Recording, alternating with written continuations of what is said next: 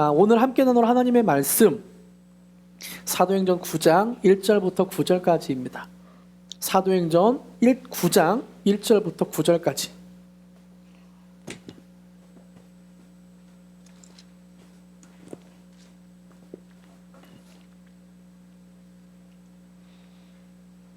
성경을 보면서 화면을 보면서 교독하시고 마지막 9절은 함께 읽습니다. 1절 제가 먼저 읽습니다.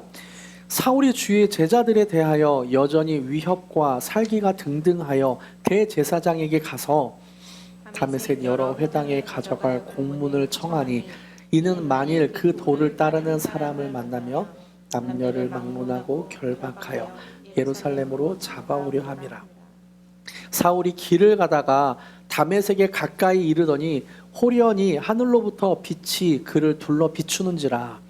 땅에 엎드려져 들음에 소리가 있어 이르시되 사울아 사울아 내가 어찌하여 나를 박해하느냐 하시거늘.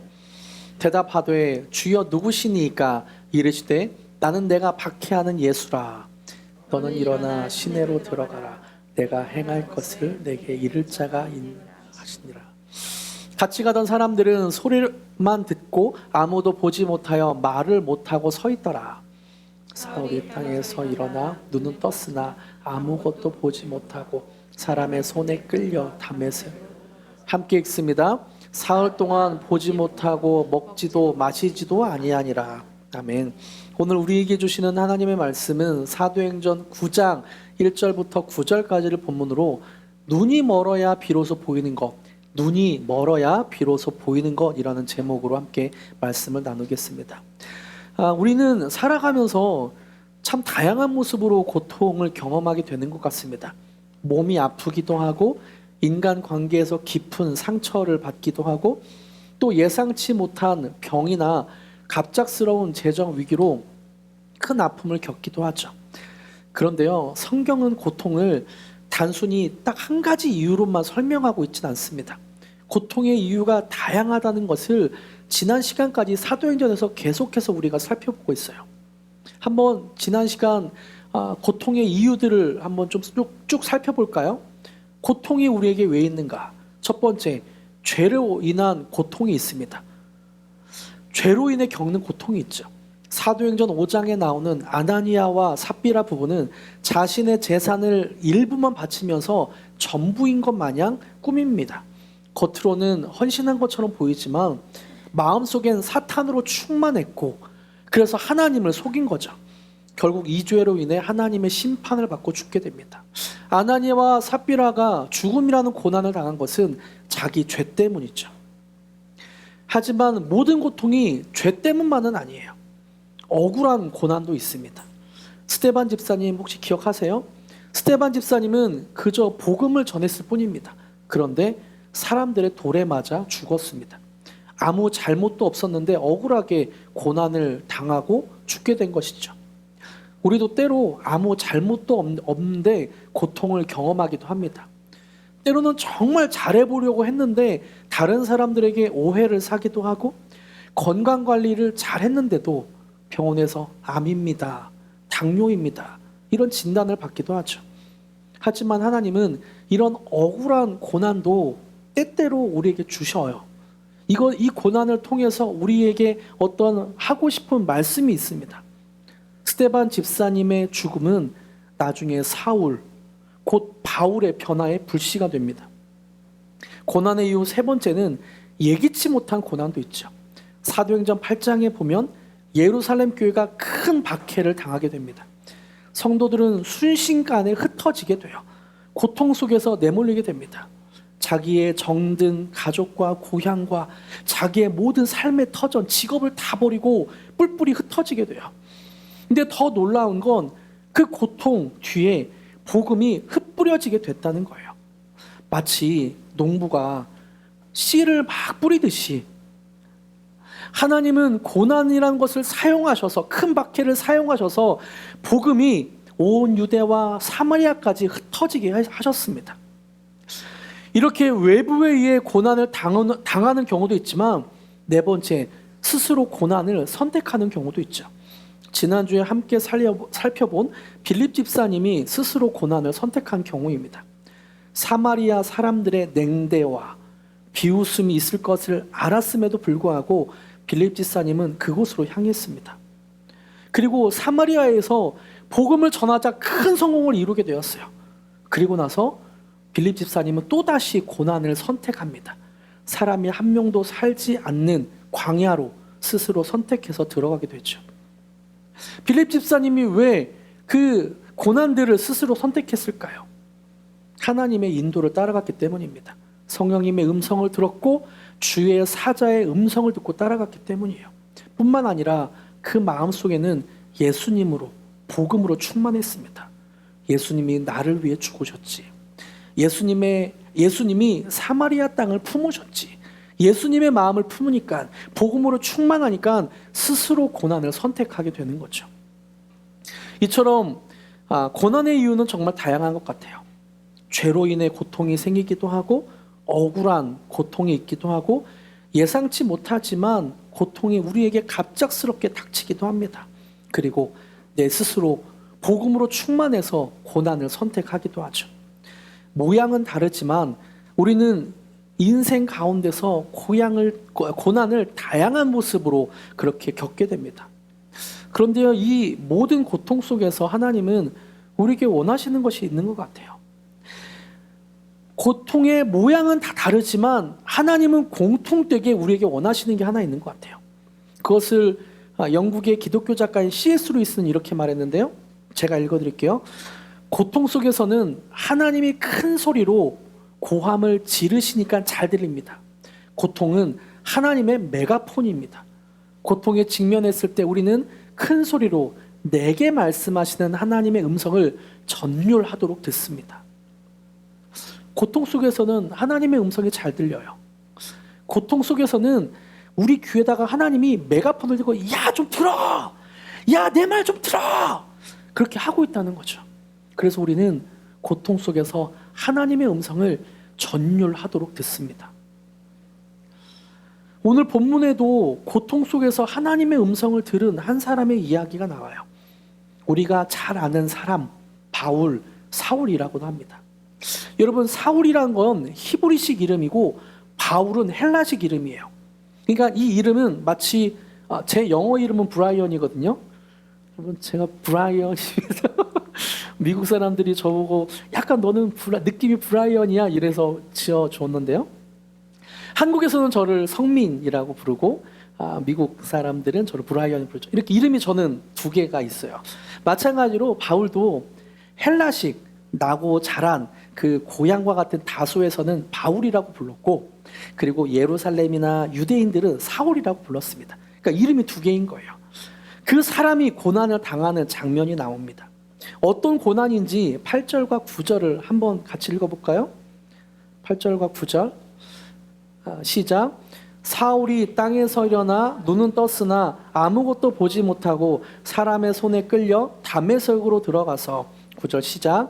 사흘 동안 보지 못하고 먹지도 마시지도 아니하니라. 아멘.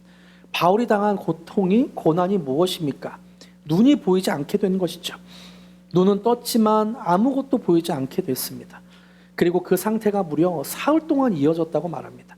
그래서 사울은 먹지도 마시지도 못한 상태가 되었습니다. 한마디로 표현하면 사울은 눈이 멀어서 삶 전체가 멈춰지게 되었습니다. 육체에 눈만 먼 것이 아니라 그가 생활했던 모든 것이 멈춰지게 되었어요.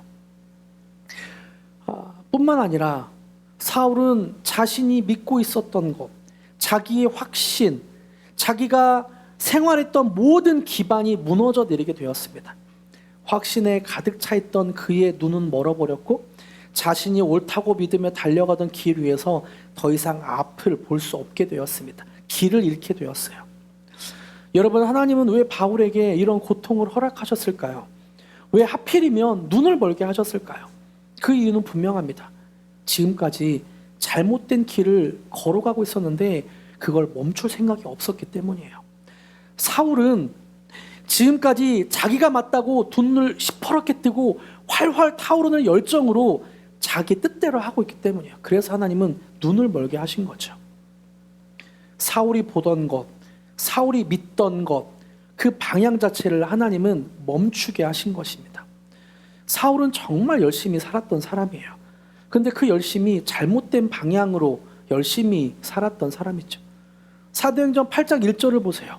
그 처음 부분에 어떻게 말하나요? 사울은 그가 죽임당함을 마땅히 여기더라. 스데반이 죽임당한 것을 마땅히 여겼습니다. 그래서 스데반과 같이 예수님 믿는 사람들을 해치는 것이 옳다고 여겼고, 예루살렘 교회에 예수님 믿은 사람들에게 큰 박해를 가했어요.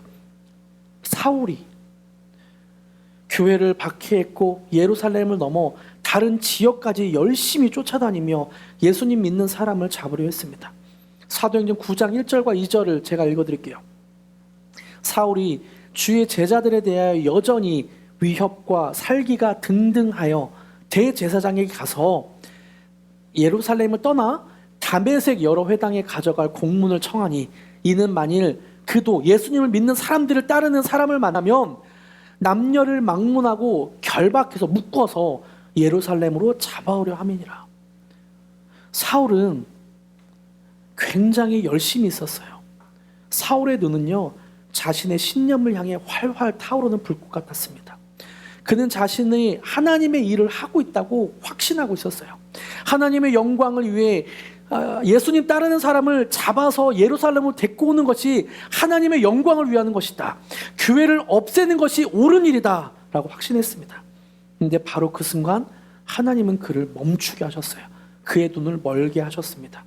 그의 열정, 그의 확신, 그의 발걸음을 멈추게 하시고 이 모든 것을 무너뜨리며 눈을 멀게 하셨습니다. 여러분, 우리 인생도 이렇게 멈춰야만 보이게 되는 때가 있습니다. 차를 타고 여러분 달리면 주변에 있는 풍경이 보이지 않아요. 근데 때로 차로 달리던 그 길을 걸어가면 그 옆에 어떤 풀이 있었는지, 어떤 꽃이 피었는지, 사람들의 표정은 어떤지, 그 옆에 건물은 어떤 색이었는지, 그런 것이 세세하게 보이기 시작하죠. 멈춰야만 보이는 것이 있습니다. 사울이 눈이 멀었다는 것은 단순히 앞을 보지 못하게 되었다는 것을 넘어섭니다. 지금까지 잘못된 방향으로 열려있던 눈을 하나님께서 닫으신 것이죠. 우리는 바쁘게 살아갑니다.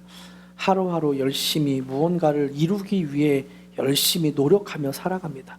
그런데 이런 바쁨 속에서 하나님의 뜻을 놓칠 때가 많은 것 같아요.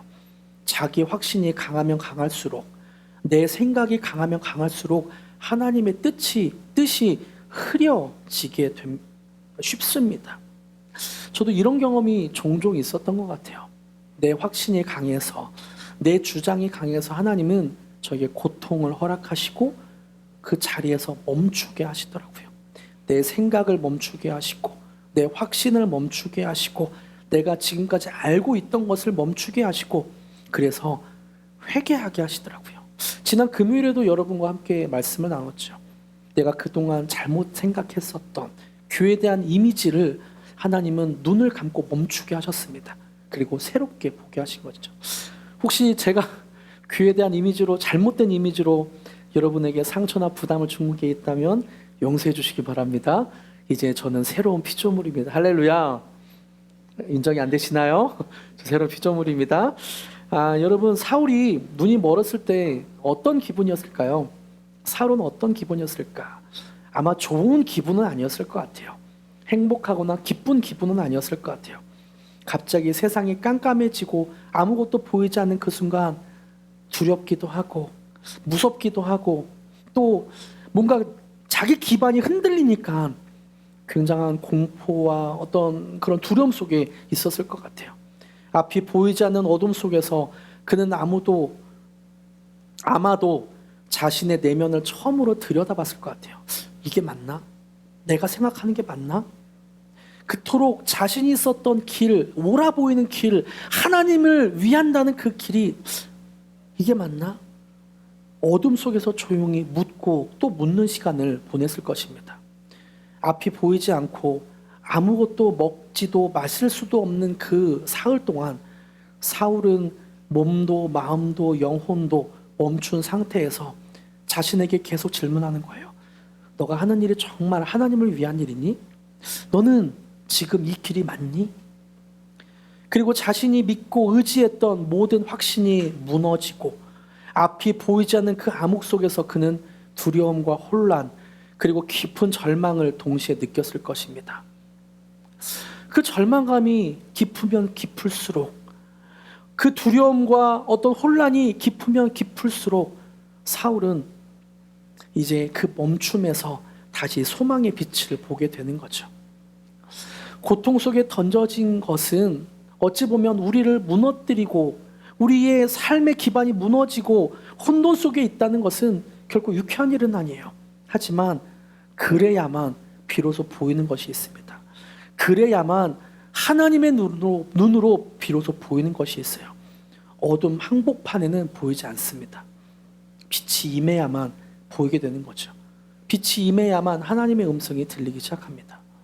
3절부터 5절까지 사울이 만난 예수님을 한번 보세요. 함께 읽어볼까요? 3절부터 5절까지 시작. 사울이 길을 가다가 다메섹에 가까이 이르더니 호련히 하늘로부터 빛이 그를 둘러 비추는지라. 땅에 엎드려져 들음에 소리가 있어 이르시되 사울아 사울아 내가 어찌하여 나를 박해하느냐 하시거늘 대답하되 주여 누구시니까 이르시되 나는 내가 박해하는 예수라. 여러분, 사울은 지금까지 자기 확신을 따라 열심을 따라 앞만 보고 달렸습니다. 그가 가는 길에는 멈춤이 없었어요. 왜냐하면 자기가 확신하는 만큼, 자기가 열심을 내는 만큼 더 굳건하게 그렇게 달렸습니다. 하지만 하나님은 그 열심을 멈추게 하셨습니다. 육체의 눈을 멀게 하시고 그 걷던 길을, 인생의 길을 멈추게 하셨어요.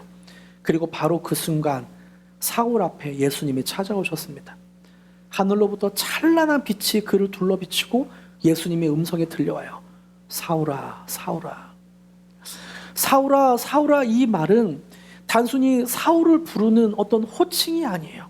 그 말의 이면에는 사랑을 전하는 그 호칭, 너무나 사랑스럽게 그리고 그 사람을 애틋하게 부르는 그 감정이 녹아져 있는 거죠. 사울아 사울아 내가 어찌하여 나를 박해하느냐. 이 예수님의 음성을 듣는 사울은 무너져 내리기 시작합니다. 지금까지 자신이 하나님을 위한 길이라고 믿었던, 확신했던 것들이 무너져 내리고, 그리고 자신이 열심히 인생을 살기 위해 달려왔던 그 열심이 무너져 내리기 시작합니다. 사울은 충격과 혼란에 휩싸인 거죠. 그리고 예수님께 물어요. 주여 누구시니까? 주여 당신은 누구십니까? 내가 듣는 음성, 그 예수님 당신은 정말 누구십니까? 여러분, 이 질문은 궁금해서 묻는 것이 아닙니다. 이 질문은 단순한 확인이 아니에요. 당신이 누구예요? 이렇게 묻는 것이 아니에요. 자신의 멍청함을 깊이 깨달은 사람의 고백입니다. 주여 당신은 누구입니까? 내가 지금까지 무엇을 한 것입니까? 내가 예수님을 박해하고 있었다니 당신은 누구십니까? 그토록 부정했던 예수님이 지금 눈부신 빛 가운데 살아계신 주님이라는 것을 알게 되자, 아 주님 당신은 누구십니까? 그렇게 고백하고 있는 것입니다. 사울은 그 자리에 엎드려 더 이상 아무 말도 할 수 없었습니다. 지금까지 내가 오라 너는 틀렸어 라고 하는 그런 주장이나 확신도 할 수 없었고, 이제는 이제는 다른 사람에 대해 정죄할 수 있는 그런 상태가 될 수 없었어요. 지금까지 믿고 있던 율법도, 자신이 갖고 있던 열심도 이제는 그 자리에서는 아무 소용이 없었습니다. 모든 것이 산산이 부서진 그 자리에서 사울은 비로소 하나님 앞에 완전히 무너진 사람이 돼요. 그동안 옳다고 믿고 쌓아왔던 것들이 예수님의 빛 앞에서 무너지고, 그제야 그는 진짜 예수님을 보고 알기 시작한 거죠. 사울의 눈은 멀었지만 이 고통은 단순한 저주가 아니었습니다. 오히려 이 어둠은 하나님이 사울에게 허락한 구원의 공간이었어요. 이 어둠은, 이 고통은 하나님께서 사울에게 허락한 구원의 시간이었습니다. 사흘 동안 앞을 보지 못하고 먹지도 마시지도 못했지만 이 고요한 침묵의 시간 속에서 사울의 영의 눈이 점점 떠지기 시작한 거죠. 여러분, 우리가 어떤 상황에서 겉으로 앞이 막힌 것 같고 내가 어떻게 해야 될지 아무것도 모르겠고 내 인생에 어떤 의미가 없는 것처럼 느껴질 때도 있는 것 같아요. 삶이 멈춘 것처럼 느껴질 때도 있는 것 같아요. 하지만 하나님은 그 멈춤의 자리에서 우리를 다시 시작하게 합니다.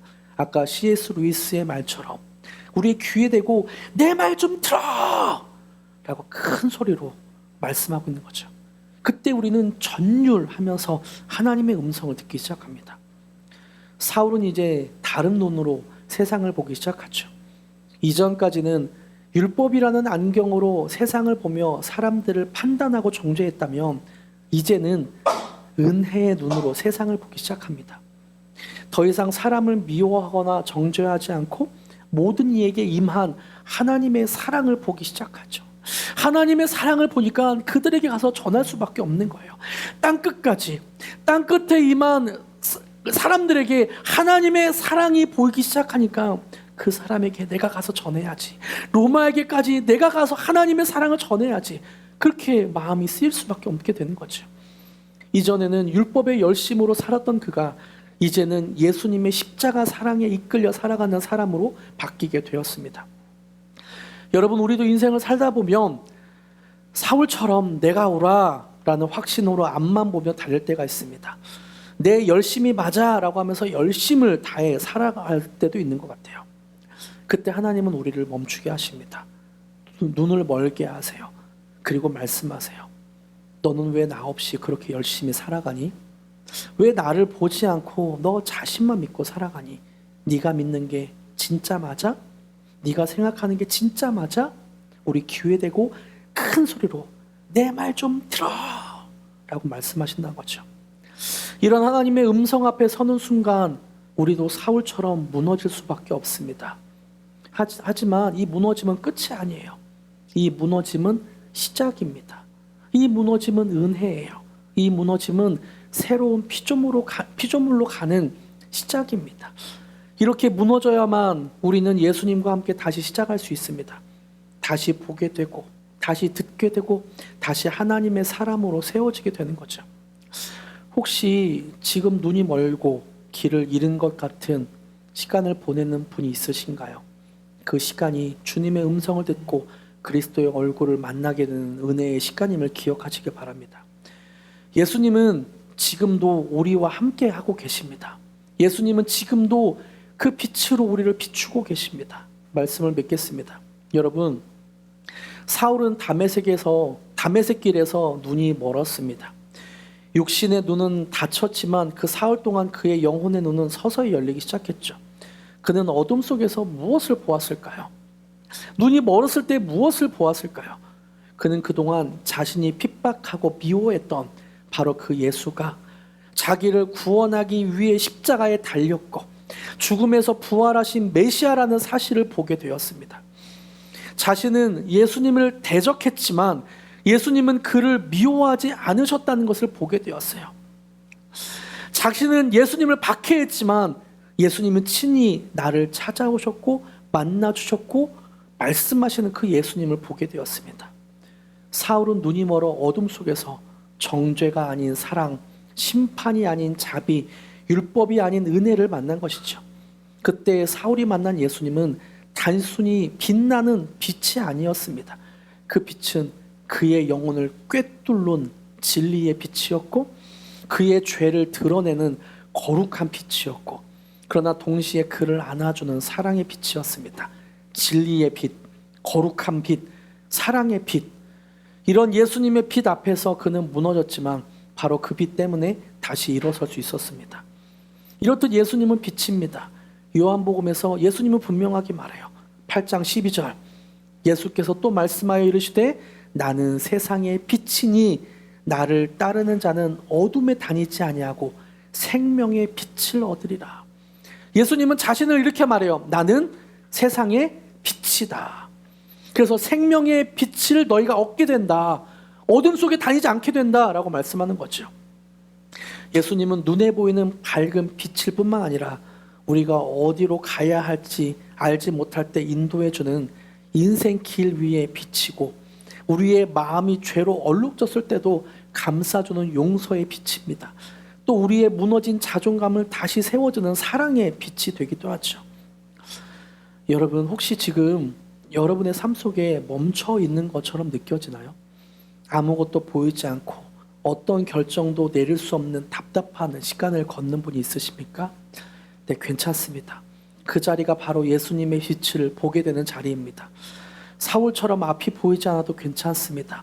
그 어둠 속에서 우리는 우리의 죄를 보게 되며 우리의 무기력과 교만을 보게 되며 무엇보다도 나를 끝까지 포기하지 않으시는 예수님의 사랑을 보게 될 것입니다. 이렇게 예수님을 만난 사울은 더 이상 그런 인생을 살 수가 없었습니다. 그리고 훗날 빌립보서 3장에서 자신이 빛으로 만난 예수님이 어떤 분이었는지를 고백하고 있어요. 우리말 성경으로 자막을 준비했는데요. 빌립보서 3장 8절부터 12절 말씀을 같이 한번 읽어볼까요? 시작. 내가 참으로 모든 것을 해로 여기는 것은 내 주 그리스도 예수를 아는 지식이 가장 고산하기 때문입니다. 그분으로 인해 내가 모든 것을 잃어버리고 심지어 배설물로 여기는 것은 내가 그리스도를 얻고 그 안에서 발견되기 위한 것입니다. 내가 가진 의는 율법에서 난 의가 아니요 그리스도를 믿음으로써 얻는 의 곧 믿음으로 인해 하나님께로서 난 의입니다. 나는 그리스도와 그분의 부활의 능력을 알고 그분의 죽으심을 본받아 그분의 고난에 동참하는 것이 무엇인지 알기 위해 어떻게 해서든지 죽은 사람들 가운데서 살아나는 부활에 이르고자 합니다. 나는 이미 얻었거나 이미 온전해진 것이 아닙니다. 나는 그것을 붙잡으려고 쫓아갑니다. 이는 나도 그리스도 예수께 붙잡혔기 때문입니다. 나는 이미 얻었거나 이미 온전해진 것이 아닙니다. 나는 그것을 붙잡으려고 쫓아갑니다. 이는 나도 그리스도 예수께 붙잡혔기 때문입니다. 사울이 본 것은 단순한 빛이 아니었습니다. 자신을 어둠에서 끌어내는 생명의 빛, 그의 삶을 완전히 바꿔놓은 부활의 빛을 경험한 것입니다. 여러분, 우리가 지금 걸어가는 이 길 위에도 예수님의 빛은 여전히 우리를 비추고 있습니다. 때로는 너무 눈부셔서 멈춰서게 하고, 때로는 너무 따뜻해서 울음을 터뜨리게 만드는 그 빛이 지금 우리 곁에도 있습니다. 오늘 여러분이 그 어두운 자리에 있다면 예수님의 빛을 보게 해달라고 기도하십시오. 그리고 그 빛이 이렇게 말씀하시는 걸 들으십시오. 나는 너의 죄를 안다. 그러나 너를 정죄하지 않는다. 나는 너를 다시 시작하게 할 수 있다. 너는 내 사랑하는 자녀다.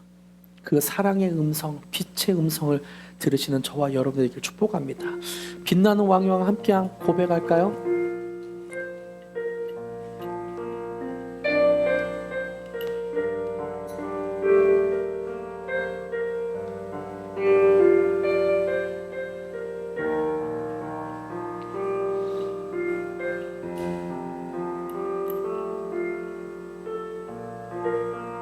빛나는 왕이와 함께 고백하기를 원합니다. 빛나는 왕의 왕, 영광의 주, 온 땅 기뻐하라, 온 땅 기뻐하라. 광채의 옷 입고 어두운 물리쳐 저 원수는 떠내, 저 원수는 떠내. 위대하신 주, 위대하신 주, 찬양의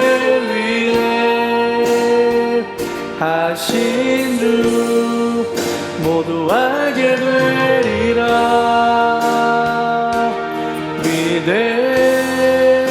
위대하신 주. 다시 한번 빛나는 왕의 양 선포하며 찬양하기를 원합니다.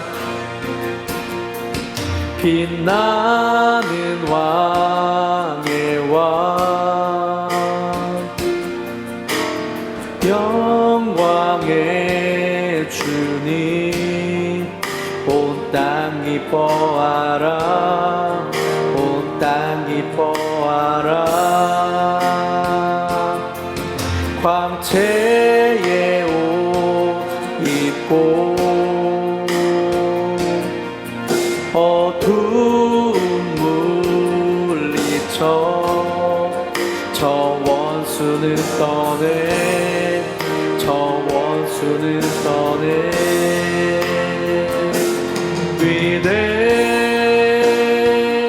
위대하신 주 찬양의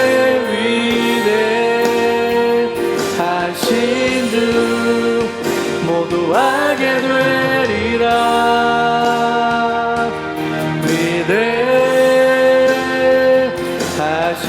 위대하신 주님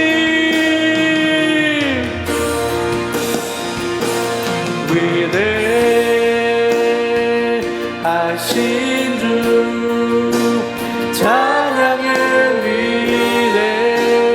위대하신 주 모두 알게 되리라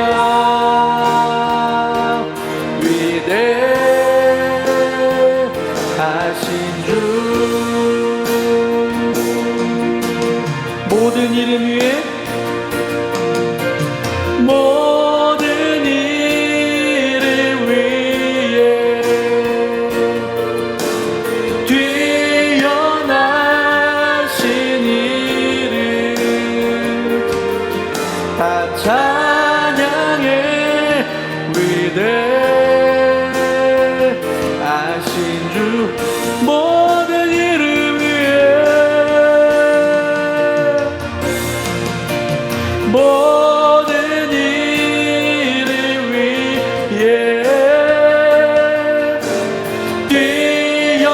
뛰어나신 이름 다 찬양해 위대하신 주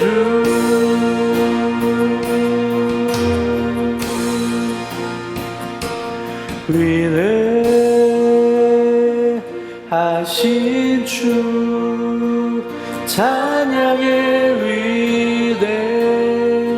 위대하신 주 모두 알게 되리라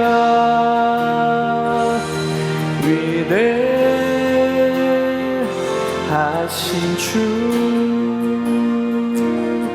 위대하신 주님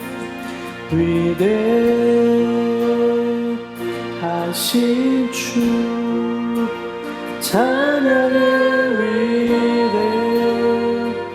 위대하신 주 모두 알게 되리라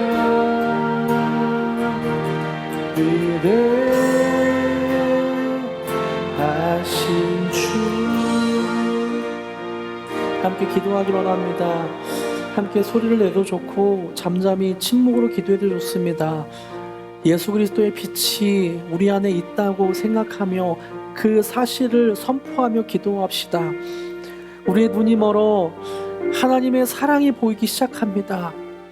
현실의 상황의 눈이 멀어 하나님의 자비와 용서의 그 빛을 우리가 보길 원합니다. 그렇게 주님 앞에 나아가며 기도합시다. 그렇게 기도하시겠습니다. 하나님, 예수님, 우리 눈이 멀기 원합니다. 하나님, 우리 눈이 멀어서 예수님을 보기 원합니다.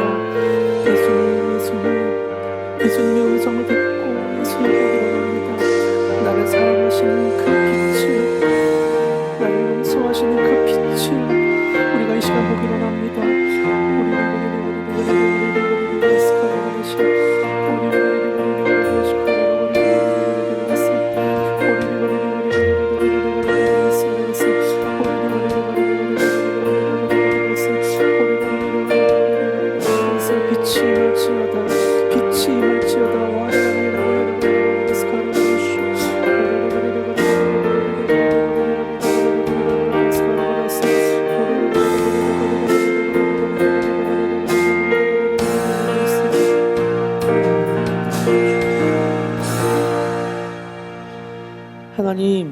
그 빛이 우리를 비춥니다.